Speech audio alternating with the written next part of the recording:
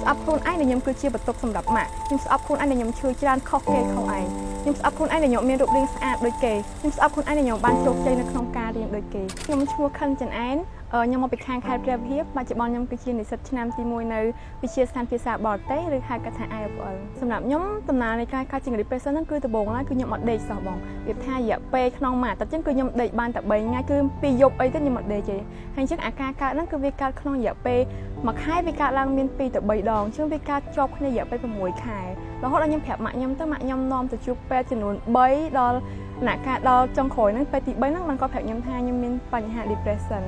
អញនិយាយបានថាក្នុងកំឡុងពេលហ្នឹងគឺពិបាកខ្លាំងមែនទែនបងដោយសារតែពេលហ្នឹងគឺអញនិយាយបានថាយើងមើលឃើញអីគ្រប់យ៉ាងនៅជុំវិញខ្លួនយើងគឺងងឹតទាំងអស់ជាពិសេសខ្ញុំមើលមកកាន់ខ្លួនឯងខ្ញុំស្អប់ខ្លួនឯងខ្លាំងថាខ្ញុំគឺជាមនុស្សបរាជ័យខ្ញុំស្អប់ខ្លួនឯងដែលខ្ញុំគឺជាបន្ទុកសម្រាប់ម៉ាក់ខ្ញុំស្អប់ខ្លួនឯងដែលខ្ញុំឈឺច្រើនខុសគេខុសឯងខ្ញុំស្អប់ខ្លួនឯងដែលខ្ញុំមានរូបរាងស្អាតដូចគេខ្ញុំស្អប់ខ្លួនឯងដែលខ្ញុំបានជោគជ័យនៅក្នុងការរៀនដូចគ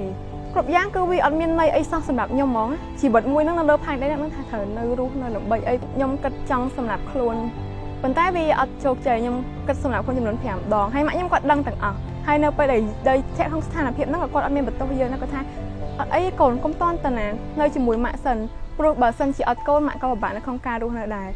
ហើយម៉ាក់គាត់និយាយពាក្យមួយថាបើសិនជាកូនរស់ដើម្បីខ្លួនឯងអត់បានទេសុំរស់ដើម្បីម៉ាក់មុនដែលខ្ញុំកើតជំងឺ depression ហ្នឹងគឺខ្ញុំអាចសុំលើកយក4កត្តាធំកត្តាទី1គឺគ្រួសារអញនិយាយបានថាពេលហ្នឹងគឺម៉ាក់ប៉ារបស់ខ្ញុំគាត់មានបញ្ហានៅក្នុងគ្រួសារអញ្ចឹងទៅមានបញ្ហាលុយកាក់អីខ្លះអញ្ចឹងទៅហើយខ្ញុំកំពុងតែរៀនឆ្នាំទី2ឆ្នាំទី2ជិតចប់ផងអញ្ចឹងគឺពេលខ្ញុំគិតច្រើនហើយកត្តាទី2គឺស្នេហាអញនិយាយបានថាខ្ញុំស្រឡាញ់គាត់ខ្លាំងប៉ុន្តែមិនថាគេស្រឡាញ់យើងគេស្រឡាញ់យើងគ្រាន់ថាយើងរំពឹងខ្លាំងពេកហើយវាជាប្រភេទនៃការស្រឡាញ់ model attachment ណាវាមិនជាការស្រឡាញ់បែបយើងចង់ឃើញគេល្អអីប៉ុន្តែយើងចង់ឲ្យគេបានមកយើងអញ្ចឹងវាធ្វើឲ្យយើងហ្នឹងពិបាកនៅក្នុងការទទួលយកនៅពេលដែលគេដើរចេញពីយើងឆ្នាំទី2ឆ្នាំទី2ហ្នឹងគឺខ្ញុំចង់បាន GPA ខ្ពស់ហើយអញ្ចឹងគឺខ្ញុំរៀននៅក្នុងបន្ទប់ខ្ញុំខំខ្លួនឯងនៅក្នុងបន្ទប់ខ្ញុំអត់ចេញពីបន្ទប់សោះខ្ញុំរៀនរហូតហើយអត់មានពេលហាត់ប្រាណហូបអាហារគ្រប់គ្រាន់គឺខ្ញុំនៅតែក្នុងបន្ទប់បិទទ្វារជិតឆឹងទោះបីជាគេមកហៅខ្ញុំទៅក្រៅក៏ខ្ញុំអត់ទៅដែរព្រោះខ្ញុំគិតថាខ្ញុំចង់ប្រឡងឲ្យជាប់បន្ទះល្អ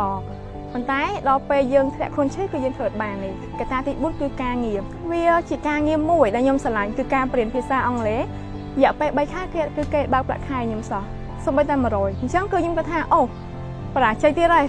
យគាត់ថាខ្លួនឯងអន់ទៀតហើយគ្រាន់ធ្វើការងារល្អប៉ុណ្ណឹងតែគេនៅតែអត់បើកប្រាក់ខែយើងអញ្ចឹងពេលដែលឈឺនឹងទៅក៏ខ្ញុំចាប់ដើមជួយឈ្មោះមួយឆ្នាំមកថាអូខេកូនទៅផ្ទះសិនអញ្ចឹងទៅផ្ទះខ្ញុំទៅនៅផ្សារគឺទៅនៅផ្សារខ្ញុំលក់ដូរធម្មតាពីតូចខ្ញុំថប់លក់ដូរដែរប៉ុន្តែខ្ញុំអត់នៅលក់ដូរពេញម៉ោងអញ្ចឹងដល់ពេលធំឡើងខ្ញុំនៅលក់ដូរបើខ្ញុំដឹងថាអូមានមនុស្សច្រើនមែនតើចូលមកក្បែរខ្ញុំហើយនិយាយពាក្យអវិជ្ជមានច្រើនមកលើខ្ញុំមានអារម្មណ៍ថាខ្លួនខ្ញុំអត់មានតម្លៃមែនព្រោះគេសួរសំណួរដដែលមកកាន់ខ្ញុំរៀងរាល់ថ្ងៃគឺដោយសារខ្ញុំឈឺច្រើនខ្ញុំងាកទៅដាក់សរោងងាកទៅព្យួរសរោងងាកដាក់ថ្នាំអញ្ចឹងគេសួរថាឈឺយូរអញ្ចឹង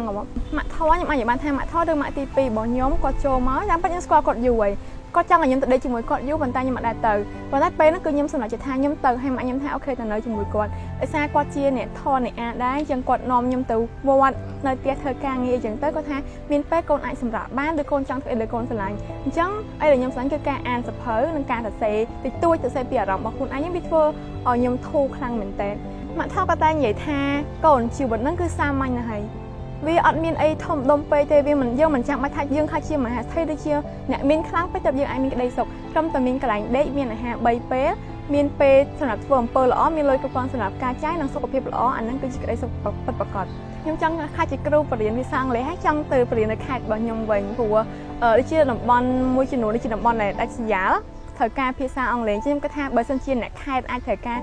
រអាចមានភាសាអង់គ្លេសរៀងគ្រឹះជាងមុនចឹងទៅគាត់អាចជួយខ្លួនឯងបានច្រើននិងដឹងព័ត៌មានកាន់តែទូលំទូលាយចង់និយាយប្រាប់ទៅកាន់អ្នកដែលកំពុងតែមានជំងឺនេះប្រាប់ថ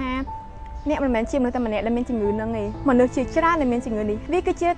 ពេលមួយដែលវាអាចឆ្លងកាត់ផុតបានអត់មានអីមួយដែលវាអចិន្ត្រៃយ៍រហូតទេហើយជាចុងក្រោយខ្ញុំសូមអរគុណទៅដល់ម៉ាក់របស់ខ្ញុំទាំងពីរតែម្ដងខ្ញុំអាចនិយាយបានថាគាត់គឺជាអ្នកដែលសង្គ្រោះជីវិតរបស់ខ្ញុំបើសិនជាពេលនេះម៉ាក់កំពុងតែមើលវីដេអូមួយនេះម៉ាក់ទាំងពីរខ្ញុំសូមអរគុណទៅកាន់វត្តមានរបស់ម៉ាក់ទាំងពីរដែលបានឲ្យដីសង្ឃឹមថ្មីមកកាន់ខ្ញុំហើយជឿជាក់លើខ្ញុំគិតថាខ្ញុំគឺជាគ្រាប់ពេជ្រមួយដែលអាចកែច្នៃបានហើយគិតថាខ្ញុំគឺជាកូនម្នាក់ដែលមានតម្លៃគឺជាមនុស្សម្នាក់ដែលមានតម្លៃនៅក្នុងសង្គមគឺជាធនធានមនុស្សម្នាក់អញ្ចឹងអរគុណសម្រាប់ការតែងតែលើកទឹកចិត្តសម្រាប់ការដែលផ្ដល់កម្លាំងចិត្តហើយអត់ដែរបោះបង់ខ្ញុំនៅពេលដែលខ្ញុំបោះបង់ខ្លួនឯងពេលនេះខ្ញុំអាចនិយាយបានថា 90% ដែលខ្ញុំអាចប្រសាជា